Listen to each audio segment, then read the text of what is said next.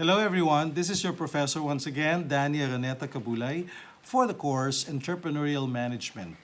So we are now in week number 3 and this is lecture number 12. So we'll talk about plantilla and efficient staffing. Well, mainly efficient staffing, okay? By the way, I forgot to teach you the goodbye word in the last lecture. I was meant to teach you German. Yes, I speak German. And they say Auf Wiedersehen in Germany to say goodbye. Auf Wiedersehen. And the quotation for that particular lecture was, may your week be filled with positive energy. Okay? Now, let's get on with today's lecture. We'll talk about the plantilla and efficient staffing. So, what are the tips in filling up the plantilla of a particular business? Well, you must ensure that your staffing is complete. Hindi pwedeng kulang-kulang ang tauhan mo. Magsasuffer ang service and quality of the product.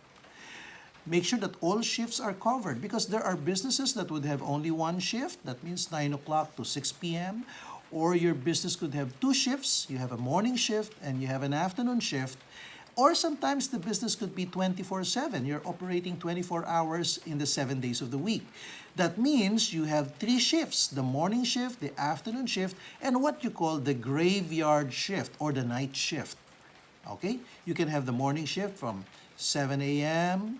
to 3 p.m., the second shift from 3 p.m. to 11 p.m., and the graveyard shift from 11 p.m. to 7 a.m. Third tip, you must comply with labor laws. Kailangan ang mga tauhan mo nagbe-break din sila, lunch break, merienda or snack break, at meron silang day off. Bawal ang hindi nagpapahinga ang empleyado. It's against the law. Okay? Number 4, you must have some flexibility or contingency because your employees have a day off. So, sino ang papalit sa kanila during their day off? Nagkakasakit din sila, so magsisick leave sila. Sinong papalit sa kanila? Or maybe they're entitled to vacation already, vacation leave, who takes charge when they're off. Okay? So that's what I mean by flexibility and contingency. That means nagpapasobra tayo ng tauhan kasi sila yung tinatawag natin ng mga relievers. Okay? Kapag merong wala sa pwesto o wala sa trabaho. Okay? Now, let me introduce you to the concept of efficient staffing. What is efficient staffing? Efficient staffing is the process of placing the right number of employees in a particular company, department, or unit, wherein all functions, positions, and areas are fully manned throughout the operating or business hours. It is a state wherein the company, department, or unit is neither overstaffed nor understaffed. And there are consequences if you are understaffed or overstaffed. We discussed that in class already. What is the formula? Yes, there is a formula. Total number of employees per day, that means covering all the shifts, multiplied by the days the department or outlet is open. Then you divide it by the number of days employees work. That is your efficient staffing for a particular unit. Let's take an example of a beautiful souvenir shop, Kultura. Kultura is present in every SM mall. Have you visited one of their stores lately? I love their displays. They are really promoting Filipino products. And let's take a case of one branch of Kultura. Well, they need 12 promodizers. Ito yung mga sales ladies or mga sales assistants. And multiply that by the number of days the outlet is open, 7 days. Then you divide the product with the number of days the employees work. They have 1 day off, therefore divided by 6. Therefore, a Kultura outlet probably needs 14 Kultura promodizers to be hired. Promodizers yan.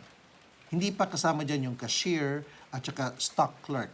Ibang computation yan. You can compute it separately. Okay? Now, let's look at a case study of Jollibee. Do you like Jollibee? Do you patronize Jollibee? Iba na kasi yung lasa ng chicken joy nila, kaya I'm not a big fan anymore. Okay? So let's take the case of this branch, these outlets of Jollibee.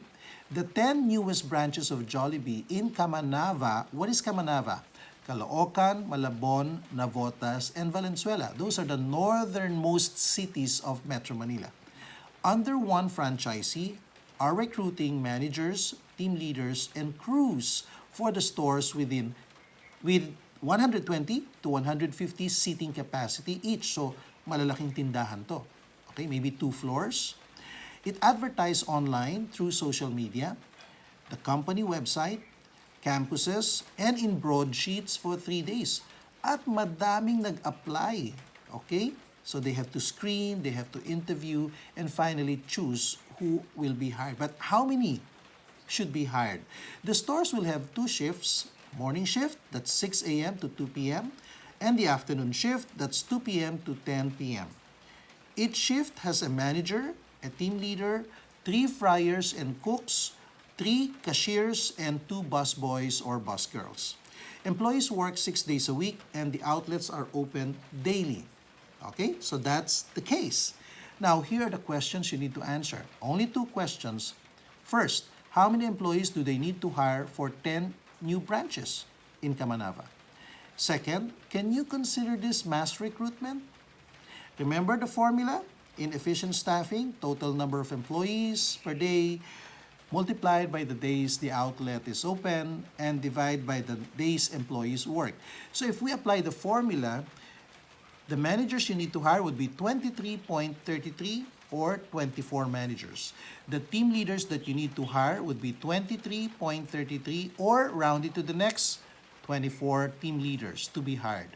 The fryers and cooks, 70 fryers or cooks to be hired, exactly 70. Cashiers, 70 also.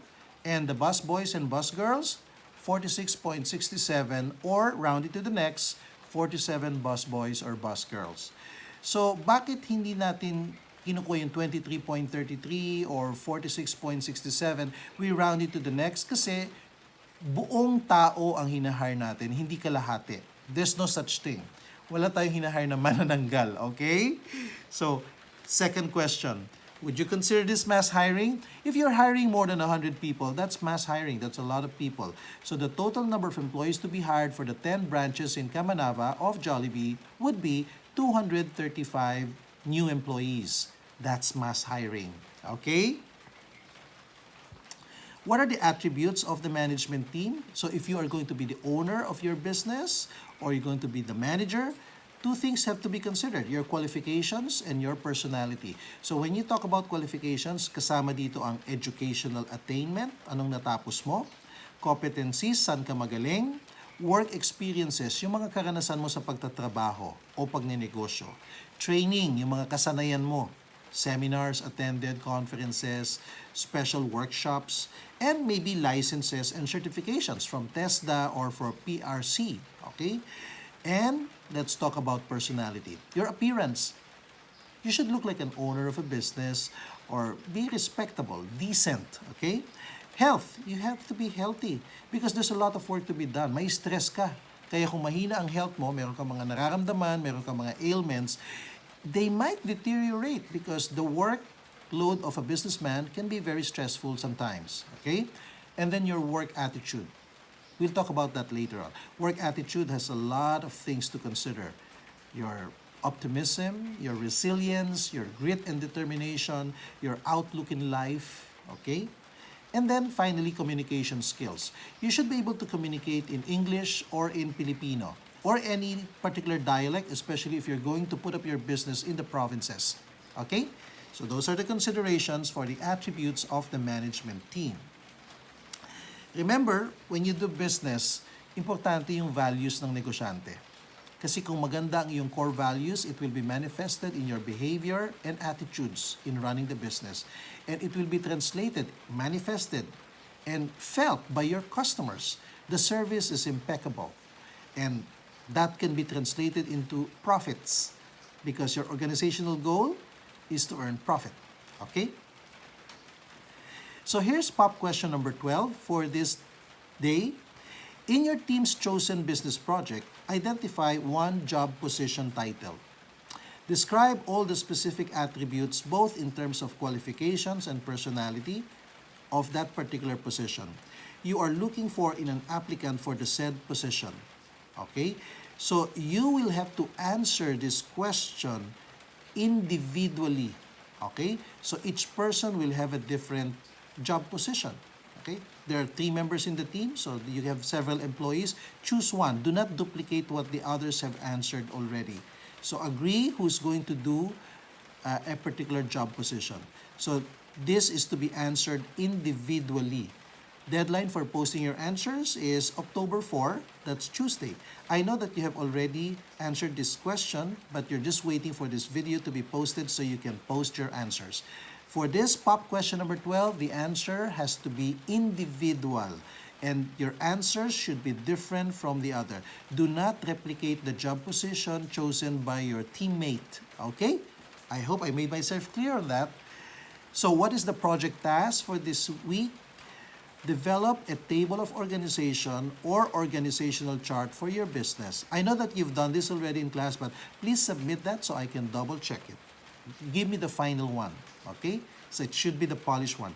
Provide a brief explanation, maybe 2 to 4 paragraphs explaining your organizational chart.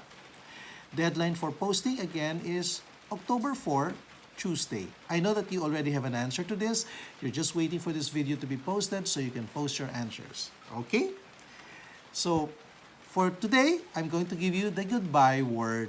And the goodbye word is Japanese. Yes, I also speak Japanese. And they say sayonara in Japanese. Sayonara. Okay? Thought for today. One small positive thought in the morning can change your entire day. So, think of happy thoughts in the morning. Then your whole day will be happy. Sayonara.